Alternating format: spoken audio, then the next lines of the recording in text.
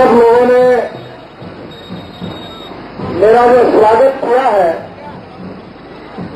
ये मेरा स्वागत नहीं है, ये भारतीय जनता पार्टी का स्वागत है, ऐसा मैं समझता हूं। मैं आपको धन्यवाद देता हूं। आज हमारे देश की स्थिति, चाहे वो गांव हो, मजदूर हो, किसान हो, गरीब हो, सबकी हालत बहुत गंभीर बनी हुई है। खाने के लिए रोटी नहीं है, पीने के लिए पानी नहीं है, बेरोजगारों को रोजगार नहीं है। और मैं जिस क्षेत्र से आता हूं वहां तो किसान बड़े प्रमाण पर आत्महत्या कर रहे हैं। महंगाई का दर, इन्फ्लेशन का दर अगर सबसे ज्यादा अगर किसी देश में है तो उस देश का नाम हिंदुस्तान है। ये बड़े दुख के साथ कहना पड़ता है।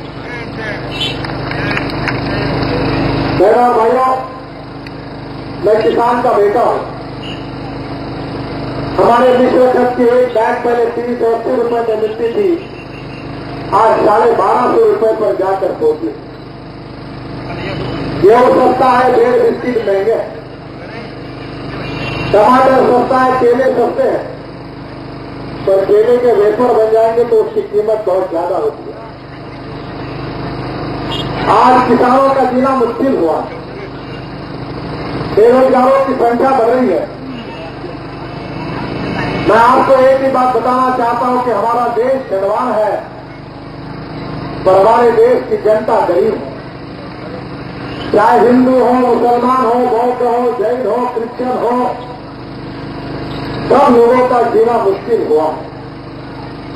मैं आपको सामने एक ही सवाल पूछना चाहता हूं कि देश अगर धनवान है तो इस देश की जनता गरीब क्यों? एक 2G स्पेक्ट्रम जिसमें हवा में भ्रष्टाचार हुआ 1,78,000 करोड़ का, कोलगेट जो जमीन में हो, पाताल में भ्रष्टाचार हुआ उसमें 1,86,000 करोड़ का घोटाला हुआ, और दिल्ली के कॉमनवेल्थ गेम में 76,000 करोड़ का घोटाला हुआ। अगर टोटल तीनों घोटालों की अगर करोगे तो 4,38,000 करोड़ का घोटाला हुआ।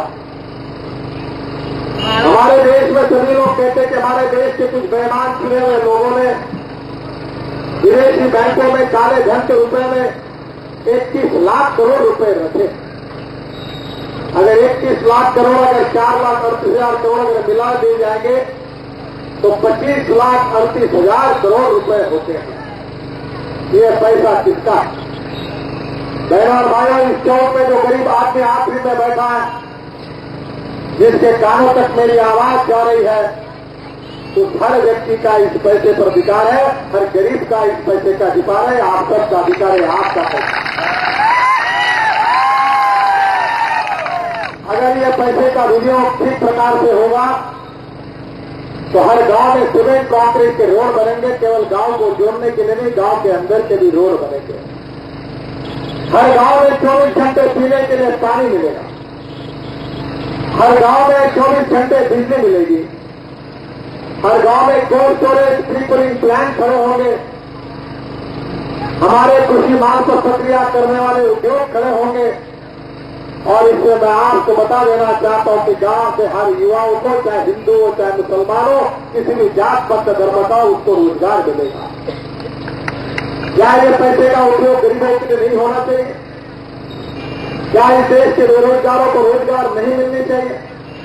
क्या इस देश की गरीबी दूर नहीं होनी चाहिए? बहनों और भाइयों, भारतीय जनता पार्टी का मकसद यही है कि अब हिंदुस्तान की तस्वीर को बदलना चाहते हैं। 1967 में पंडित दीनदयाल उपाध्याय जो हमारे विचारक थे, जिन्होंने हमको विचारों की प्रेरणा दी, उन्होंने एक भाषण दिया था कालीकट में, और उन्होंने कहा था वॉर अगेंस्ट पॉवर्टी।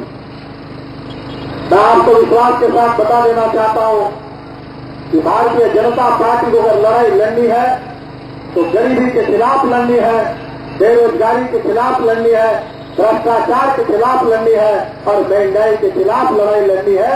यही भारतीय जनता पार्टी का संघर्ष का कार्यक्रम है।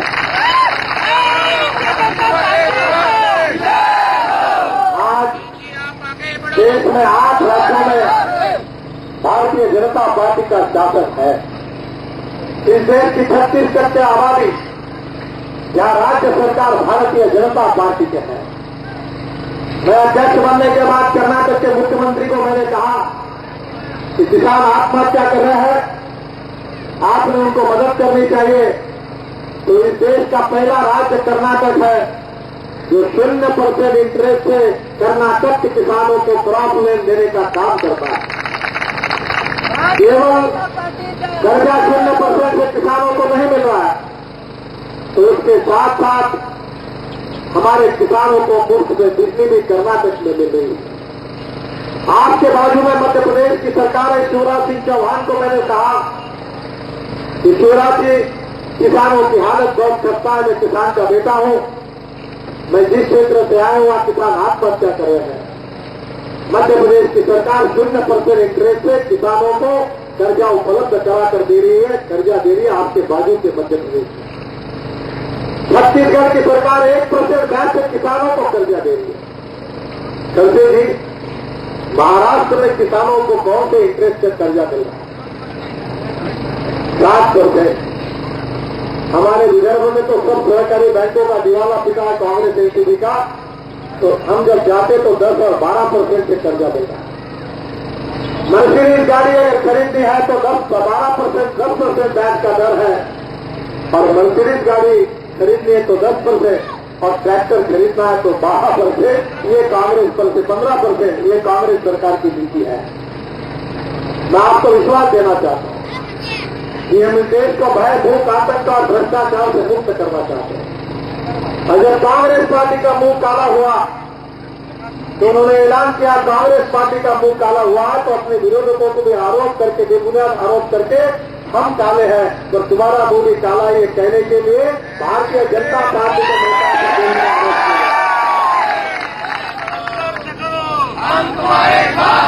कभी अटल जी के परिवार का नाम लिया गया, कभी अडवाणी जी के परिवार का नाम लिया गया, और मेरे ऊपर भी झूठे आरोप करने की कोशिश हुई। शरद पवार से लेकर अनेक लोगों के साथ मेरी पार्टनरशिप में से बेबुनियाद आरोप किए गए। हमारे यहाँ एक बड़ा धर्म बंगला गोदीपुर जो राष्ट्रीय प्रकल्प है, 288 कॉन्ट्रैक्टर काम कर रहे हैं। राजीव गांधी जी ने 1988 में उसका भूमि पूजन किया तो कीमत 380 करोड़ रुपए थी, आज 14,000 करोड़ रुपए हुई। किसानों के जमीन के पैसे नहीं दिए गए, गांव के पुनर्वसन के काम लटके हुए हैं, और प्रकल्पों पर इतने ढेर ऐसे तैयार हुए हैं।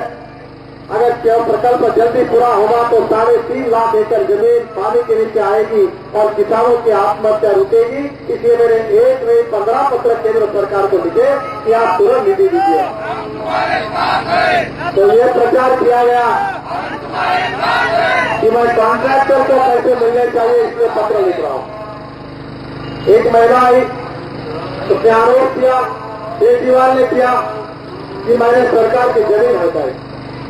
मैं जमीन मैंने हटाई, वो जमीन तो महाराष्ट्र सरकार के ही नाम पर है, और जो किसान का नाम लिया है उसके जमीन उसके हाथ में पर झूठे आरोप किए गए। जैसे सहकार क्षेत्र में चीनी फैक्ट्री होती है, वैसे विदर्भ में हमारे कांग्रेस के और राष्ट्रवादी कांग्रेस के नेताओं ने गन्ने के आधार पर शुगर मिल चालू करने की कॉपरेटिव में कोशिश की। 22 कारखानों में दिवाला पिटा। 1.5 महीना पहले आपके बाजू में खामगांव के पास बुल्ढाना जिले में मुकुल वासनिक के फैक्ट्री का ऑप्शन हो गया। प्रफुल्ल पटेल, मुकुल वासनिक, रणजीत देशमुख, बाबा साहेब जावड़ेकर, माणिकराव ठाकरे, विदर्भ के जितने नाम ले उनके सबकी शुगर फैक्ट्री के दीवाने पीटे गए। मैंने बड़े मुश्किल से, विदर्भ में गन्ना नहीं लगता था, मैंने मेहनत की, हमारे भारतीय जनता पार्टी के कार्यकर्ताओं ने मेहनत की। हम कोऑपरेटिव में शुगर फैक्ट्री डालना चाहते थे, पर कोऑपरेटिव में डालेंगे तो कोऑपरेटिव बैंक ही कर्जा दे सकती है। हमारे यहाँ जिला सहकारी बैंक को दिवाला पीटा था, और महाराष्ट्र राज्य सहकारी बैंक अपेक्स बैंक है जो कांग्रेस एनसीपी के हाथ में जो विरोधियों को लोन नहीं देती, और इसलिए 12,000 किसान शेयर होल्डर्स हैं। अनेक कंपनी, अनेक लोग, डॉक्टर, वकील, प्रोफेसर भी शेयर होल्डर्स हैं। 68 करोड़ के शेयर्स में मेरे केवल 1 लाख रुपए के मेरे और मेरे परिवार के शेयर्स हैं। अब जिन्होंने शेयर दिए उनके आधार पर कारखाना शुरू हुआ है, और मुझे आपको कहते हुए खुशी हो रही है कि जिस विदर्भ में कांग्रेस एनसीपी के 22 कारखानों ने दिवाला पीटा है, उस विदर्भ में भारतीय जनता पार्टी के कार्यकर्ताओं ने परिश्रम करके 70,000 एकड़ गन्ना लगाने में यशस्वी हुए।